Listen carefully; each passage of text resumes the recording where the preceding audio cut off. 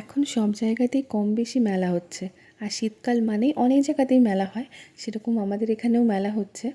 তো আমরা ভেবেছিলাম অনেক আগেই যাব, কিন্তু যাওয়া হয়নি।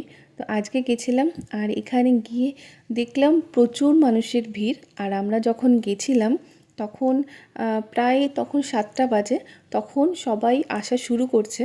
আর এর থেকে সন্ধ্যাবেলাতে মানে একদম 5টা 6টা নাগাদ সেরকম একটা মেলাতে ভিড় হয়ও না।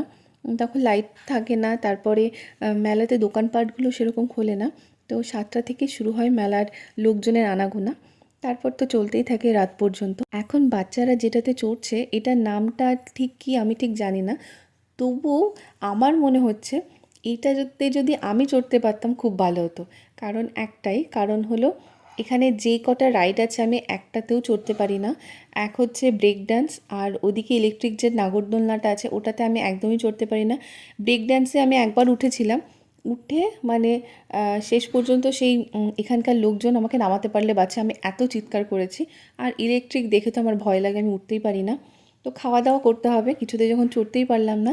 তো একটা বার্গার নিয়েছিলাম, আর বাড়ির জন্য নিয়েছিলাম ভেজ মোমো, জিলিপি। জিলিপি তো খেতেই হবে, মেলাতে জিলিপি মানে জিলিপি না হলে চলে না। আর নিয়েছিলাম পিৎজা। আমার বোন যেহেতু চিকেন খায় না, তো ওর জন্য কর্ন পিৎজা নিয়েছিলাম যাতে সবাই খেতে পারি। আর মেলার পিৎজা ভেবেছিলাম কেমন হবে না হবে, ভালো ছিল, তবে চিজটা কম ছিল। আর ভেজ মোমোটা একদম বাজে ছিল, ভাবতে পারি না এতটা বাজে হবে। ভেবেছিলাম ভালোই হবে।